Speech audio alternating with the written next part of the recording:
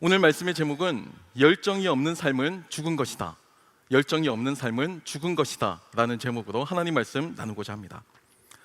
우리의 삶에서 가장 반짝반짝 가장 찬란하게 빛나고 행복한 순간이 있다면 저는 그 순간을 단연코 사랑하는 사람을 만나서 뜨겁게 사랑하는 순간이다 라고 고백하고 예언합니다.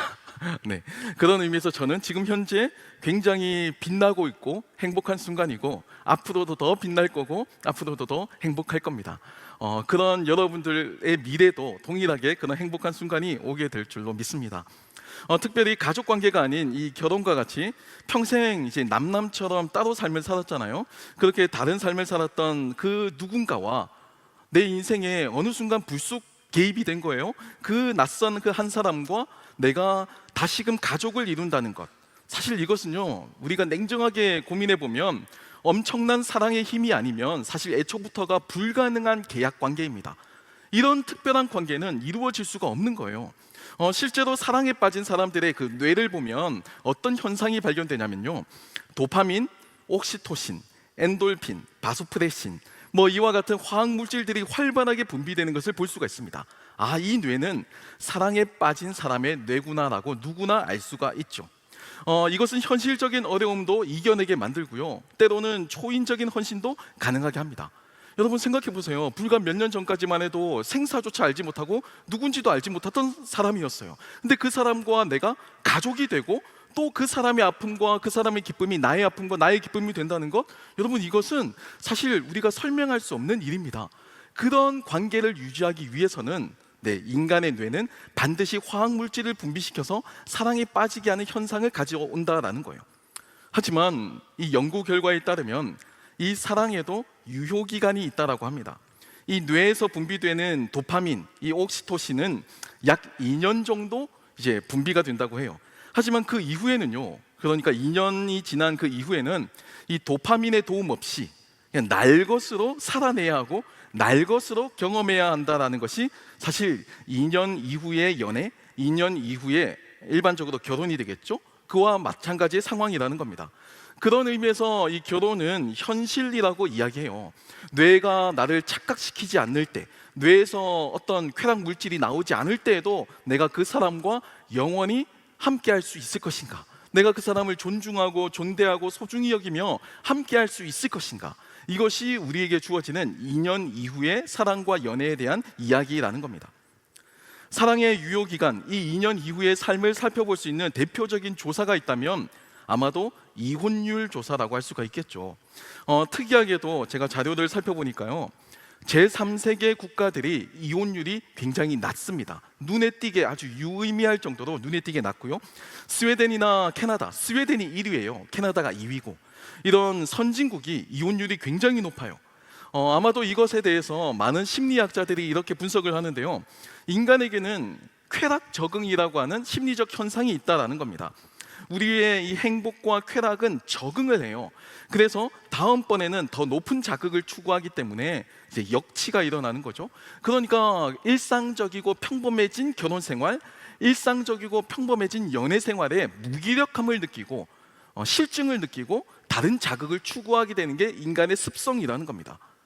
안타깝지만 그런 의미에서 한국의 이혼율은, 제가 직접 이제 결혼을 한 혼인자를 대상으로 한 이제 갤럽의 조사를 살펴보니까요, 약 46%에 달한다고 합니다. 그러니까 두 사람 중에 한 명이 이혼을 한다는 거예요.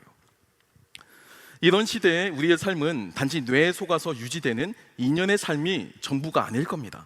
아마도 그 2년 이후에 도파민이 멈추고 아드레날린이 멈추고 엔돌핀이 멈추고 옥시토신이 멈추었을 때 그 이후의 삶을 살아내는 방법을 우리는 배워야 해요. 그리고 또한 그 2년 이후의 삶을 살아내기 위해서 감당할 수 있는 근육을 키워야만 합니다. 그리고 저는 그 방법과 근육이 열정이라고 생각해요. 우리가 계속해서 나누고 있는 이 사도행전에서 바울의 모습은 한마디로 표현한다면 저는 그의 모습을 열정의 사람이라고 표현하고 싶습니다. 오늘 본문도 예루살렘으로 가고자 하는 그 열정으로 가득한 이 바울의 모습을 볼 수 있거든요. 본문 13절 말씀입니다. 바울이 대답하되 여러분이 어찌하여 울어 내 마음을 상하게 하느냐? 나는 주 예수의 이름을 위하여 결박당할 뿐 아니라 예루살렘에서 죽을 것도 각오하였노라 하니라고 기록합니다. 죽음을 각오한 열정.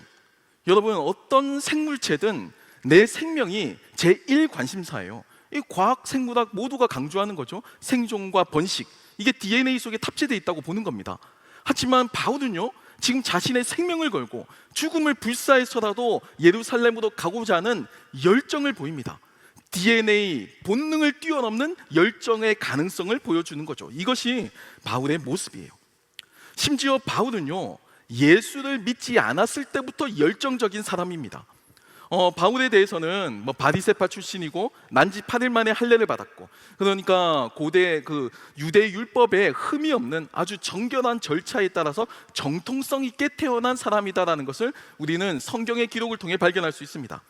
또한 가말리엘의 문화생이라고 하는 그 엘리트 출신, 그리고 길리기아 다소 출신의 로마 시민권자였다라는 이 표현, 이것은 사도 바울이 오늘날 우리가 생각하는 것보다 훨씬 저 위에 있는, 그러니까 아주 높은 금수저 출신 사람임을 보여주는 겁니다.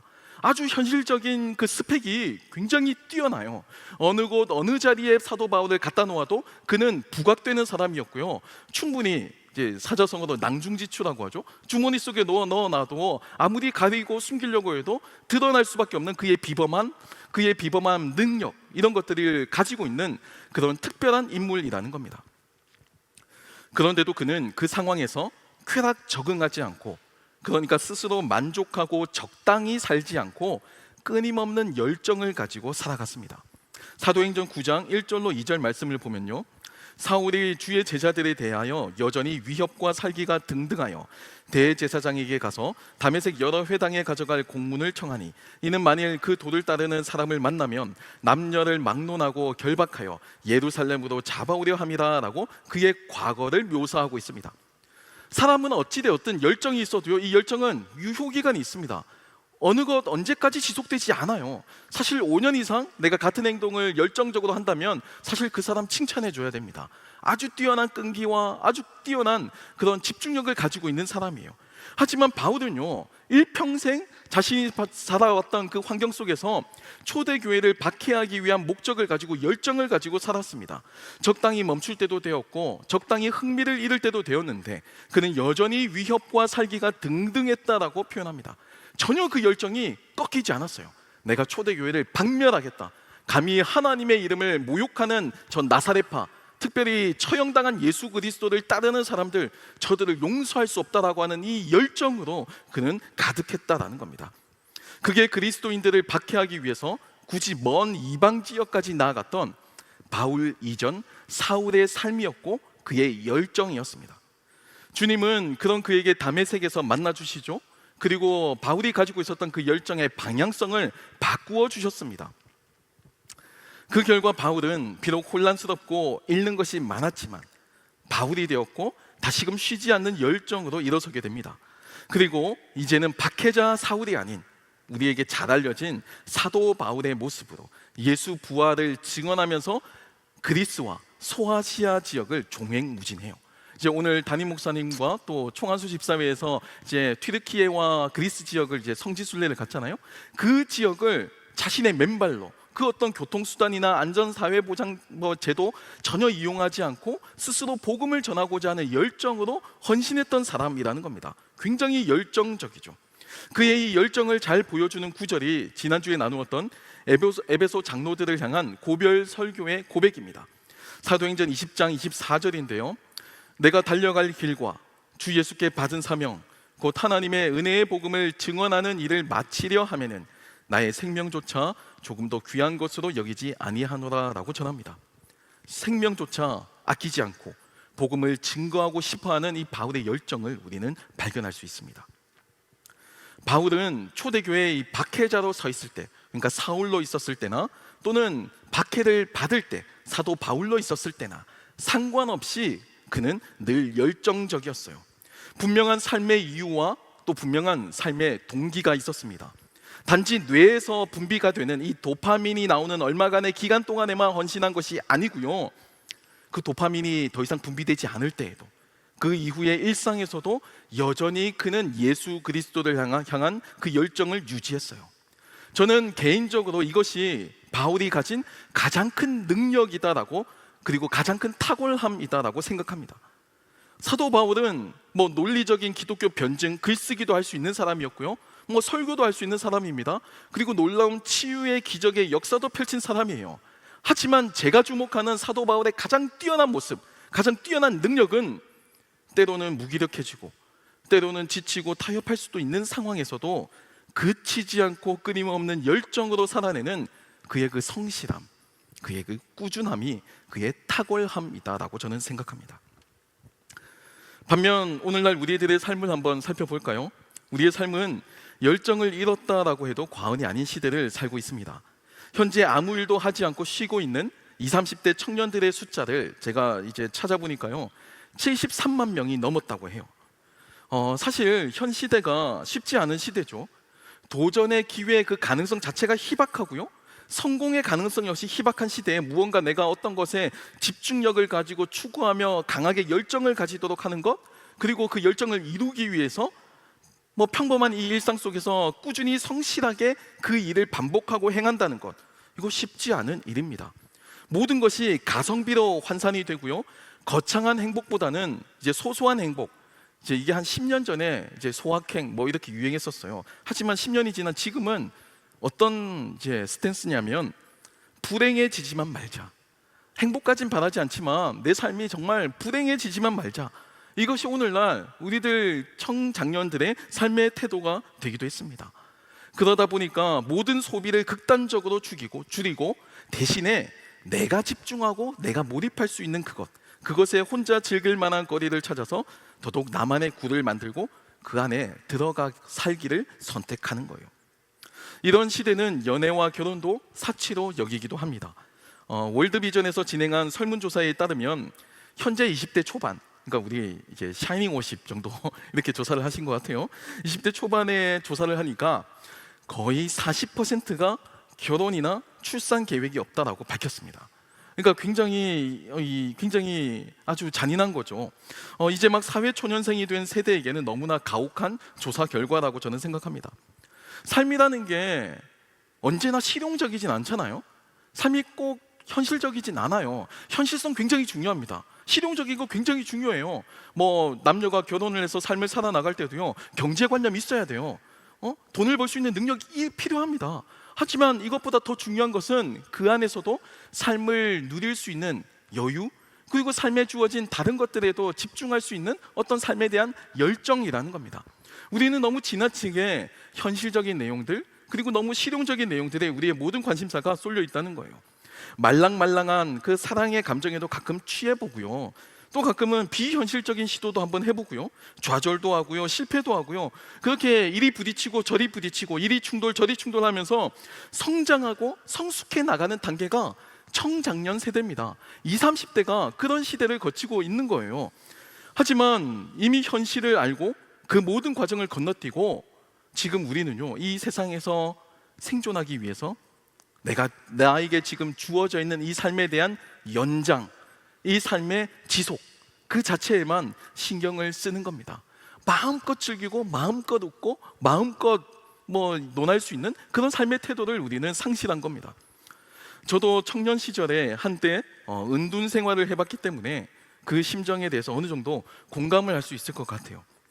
만약에 누군가가 저에게 그때 그 순간 저에게, 제가 약 8개월 정도 방에서 은둔했던 적이 있는데, 그때 저에게 누군가 괜찮아, 실패해도 괜찮고 넘어져도 괜찮다고, 지금은 연습장에 연습하는 기간이니까 가끔은 거기다가 메모를 해도 되고 낙서를 해도 되고 때로는 뭐 접을 수도 있고 찢어도 된다고, 그냥 그렇게 막 쓰라고, 그런 게 지금 그 시대고 그 삶이라고 이야기해 주었다면 저는 그때 그 은둔 생활을 하지 않았을 거예요.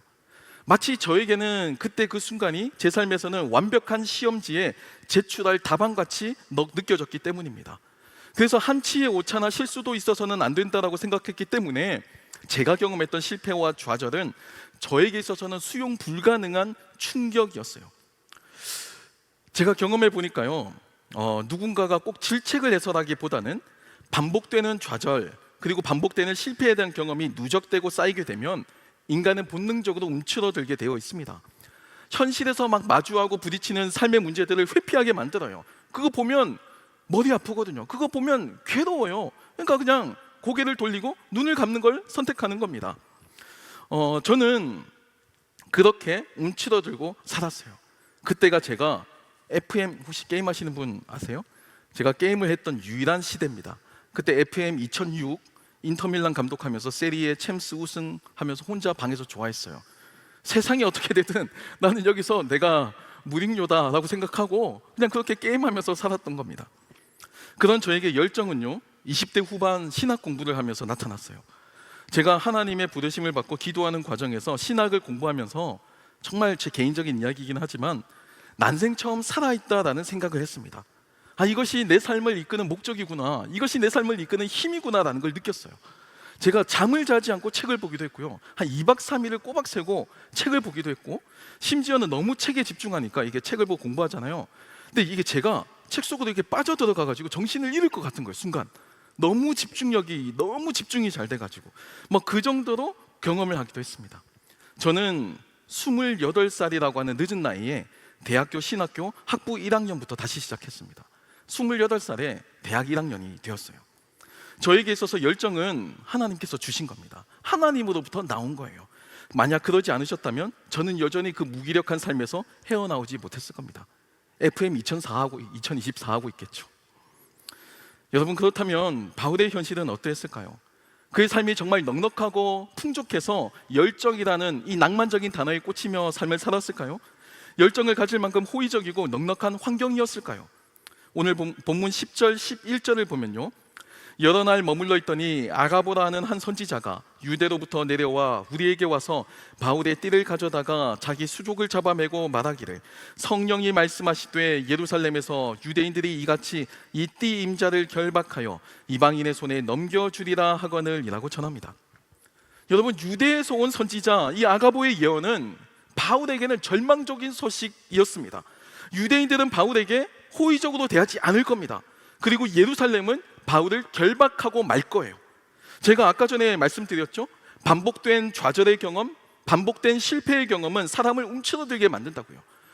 내가 아무리 자존감이 세도요, 너 못해, 넌 안 돼 라는 말을 듣거나 계속해서 질식당하고 꾸중당하면 아무것도 못합니다. 정말 움츠러들게 돼요. 아무리 멘탈이 좋은 사람도 나를 밀어내고 나를 미워하고 증오하는 사람들을 만나면 흔들리기 마련입니다. 안 그런 척해도 내면이 흔들리고 있어요. 자존감도 무너지고 현실을 회피하고 숨고 싶을 거예요. 제가 바울을 보면서 가장 흥미로운 부분이 바로 이 부분입니다. 이 바울은요, 이 부정적인 경험, 실패, 좌절에 대한 누적된 경험에도 불구하고 전혀 흔들리지 않아요. 자신을 미워하고 자신에게 이를 갈고 자신을 증오하는 사람들이 가득한 곳, 만약 저 같으면요, 이 예루살렘 근처로도 가지 않을 겁니다. 아니, 예루살렘이라는 말만 들어도 저는 경기를 일으키고 트라우마를 일으킬 거예요. 바울은 그런 모습 전혀 없습니다.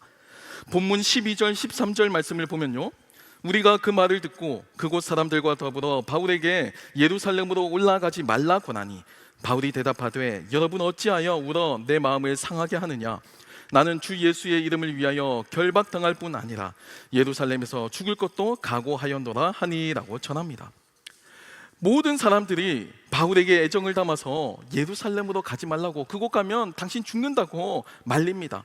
냉정하게 보면요, 바울의 입장에서는요, 지금 여기 있는 사람들, 이 밀레도에 있는 사람들, 에베소에서 만난 사람들, 가이사랴에 있는 이 사람들이 나를 환영해주고 나를 아껴주고 나를 사랑해주는 사람들입니다.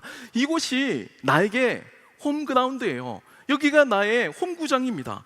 반면에 예루살렘은요, 나를 거절하고 나를 적대하고 나를 미워하고 나를 증오하는 사람들이 가득한 곳이에요.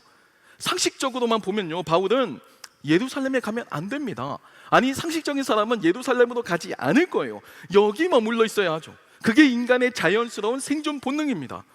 왜 바울은 모든 사람들이 다 꺾이고 포기할 상황에서도 낙심하지 않고 그 열정을 불태울 수 있었을까요? 왜 바울은 자신을 증오하는, 그러니까 보통 사람들 같으면 트라우마로 남을 만한 그 예루살렘에 끝까지 가기를 포기하지 않고 열정적으로 살았을까요? 그냥 대충 가고 안 가고의 문제가 아니잖아요. 가면 죽는다는데, 그럼에도 그곳에 가고자 하는 것에는 분명한 열정이 있고 그 열정에는 분명한 동기가 있을 거라는 겁니다. 그건 본문 14절 말씀을 통해서 알 수가 있습니다. 그가 고난을 받지 아니함으로 우리가 주의 뜻대로 이루어지이다 하고 그쳤노라. 여러분, 이것이 바울을 바라보는 가이사랴 사람들의 해석이었습니다. 바울이 보통 사람들과 같이 두려워서 숨거나 포기하지 않고 끝까지 예루살렘으로 가려고 하는 그 열정은 상식적으로 이해가 되지 않는 겁니다. 이해가 안 돼야 정상이에요. 이것은 주님의 뜻입니다. 바울은 그렇게 고백했어요. 그래서 바울은 주님의 뜻이기에 굽히지 않고 그 일상을 열정적으로 살아갔습니다. 다시 말하면 바울에게는요, 이 주님의 뜻이 그의 열정의 이유였고요, 그의 열정의 목적이었습니다. 바울에게는 주님의 뜻에 따라 살아가는 것이 세상에서의 성공, 다른 사람들로부터의 존경이나 인기나 명예보다 더 중요한 일이었어요. 하나님을 영화롭게 하는 것, 그 복음을 증거하는 것이 내 삶의 이유이자 근원인 겁니다. 그걸 제외하고 내 삶이 아무리 연장이 되어도, 내 삶이 아무리 지속이 되어도 그럼 나에게 무의미한 시간인 겁니다. 그 시간은 그냥 무의미한 시간의 연장일 뿐이에요. 그래서 자신을 미워하고 증오하는 도시인 예루살렘을 향해서도 트라우마를 보이지 않고 기꺼이 가겠다는 열정을 보입니다. 감옥에 갇히고 고발을 당하고 매를 맞고 또 목숨이 위협을 받으면서도 평안하게 잠을 자면서, 비록 힘든 일이 있었지만 그래도 바울은요, 평안하게 자신의 평정심을 유지하며 그 예루살렘으로 직진합니다. 망설이지 않아요. 두려워하지 않아요. 비록 힘들고 어렵지만, 힘겹지만 그래도 이 길이 맞구나 확신 가운데 그 길을 당당히 걸어갑니다. 실패도 있고 좌절이 있습니다. 그를 고발하고 매를 때리고 죽이려고 첩자들이 결성이 되었어요. 하지만 그 모든 소식도 자신의 그 예루살렘으로 가서 예수를 증언하고자 하는 그 열정을 가로막지 못합니다. 그게 바울이 자신의 삶을 유지할 수 있었던 비결이에요. 사랑하는 청년 여러분, 열정이 없는 삶은요, 알맹이 없는 삶과 마찬가지입니다. 아침에 일어나서 무언가를 열심히 하죠. 나름대로는 열심히 살아가요. 바쁘게. 하지만 그럼에도 늘 허전하고요, 피곤하고요, 불안합니다. 저는 그 현상을 망망대해 속에 떠있는 한 조각배라고 상상해요. 조각배 속에 우리는 매일마다 아침에 일어나서 열심히 씻고 공부도 하고 직장 생활도 하고 열심히 삶을 삽니다. 잠이 부족할 정도로 살아요. 그렇게 열심히 노를 젓습니다. 하지만 망망대해 속에서 노를 젓는 나의 행위는 무의미합니다. 어디로 가야 할지 방향도 없고요, 육지도 보이지 않고요, 그냥 가끔은요 힘들고 지쳐서 스스로 노젓기를 포기하기도 합니다. 그게 은둔이죠. 파도에 떠밀리는 대로 그냥 그렇게 살아도 되는구나 하고 지낼 때도 있습니다. 여러분, 이게 우리의 삶의 모습이다라는 거예요. 열정은 단지 뇌에서 분비되는 화학물질이 아닙니다. 현실 속에서 내가 감당할 고난과 어려움을 마땅히 감내할 수 있는 목표, 이유가 열정이에요. 현실의 어려움과 반대 속에서도 내가 끝까지 그것을 견지할 수 있는 능력, 내가 그걸 끝까지 견지할 수 있는 힘, 이것이 열정이라는 겁니다. 열정을 영어로 패션이라고 표현합니다. 여러분, 그리고 이 패션은 예수 그리스도의 고난이라는 뜻도 가지고 있죠. 저는 그래서 열정을 이렇게 한번 해석해 보고 싶어요. 이제 청년분들을 위해서, 고난을 감당할 수 있는 힘, 고난에도 꺾이지 않는 의지. 저는 우리의 삶이 이러한 열정으로 가득하길 소망합니다. 아마 여러분 성공만 있지 않을 거예요. 어려움이 있을 겁니다. 실패가 있을 거고요, 내 마음대로 되지 않을 거고요. 나는 늘 내 자아가 관성대로 더 편하고 안주하고 싶어하고 현실을 외면하는 선택을 자꾸 시도하려고 할 거예요. 내가 자꾸 그렇게 되길 원할 겁니다. 하지만 저는 여러분에게 과거의 저에게 해주고 싶은 말처럼 한번 전하고 싶어요. 하나님의 뜻이 우리 가운데 있다면, 우리가 그 하나님을 신뢰한다면 지금은 실패해도 어려움이 있어도 실수가 있어도 그건 다 필요한 거라고. 지금 메모하고 연습하고 찍기도 하고 거기 쏟기도 하고 구겨지기도 하는 그런 낙서장 가운데 연습하는 시기입니다. 여러분, 이 연습하는 시기를 받아들이셨으면 좋겠어요. 저는 그게 지울 수 없는 과거를 가진 사울은 초대교회를 박해했던 사람이죠. 스데반의 순교를 당연히 여겼던 사람입니다. 그런 그가 죄책감을 가지지 않고 초대교회에서 예수를 위한 삶으로 사도 바울로 살아갈 수 있는 담대하게 살아간 열정이 되었다라고 저는 믿어요. 어려운 시대 가운데서도 흔들리지 않고 그 열정으로 우리의 삶을 가득 채우고 살아가는 저와 여러분이 되길 소망합니다. 기도하겠습니다. 하나님 감사합니다. 우리에게 불러주신 그 하나님의 목적과 의지대로 우리의 삶에 주어진 열정을 가지고 살아가는 우리가 되게 주님 도와주시옵소서. 우리의 삶에 여러 가지 반대 요소들과 또 걸림돌들과 여러 실패와 좌절의 누적된 경험들이 우리를 억누르게 하고 또 우리를 힘들게 만들지만, 그럼에도 여기서 굴하지 않고 끊임없이 열정으로 살아가는, 아직 늦지 않았으니까 다시 시작하고 다시 일어설 수 있는 우리 청년 세대 될 수 있도록 주님 함께하여 주시고 도와주시옵소서. 주님께 모든 걸 맡깁니다. 감사하며 예수님의 이름으로 기도드립니다. 아멘.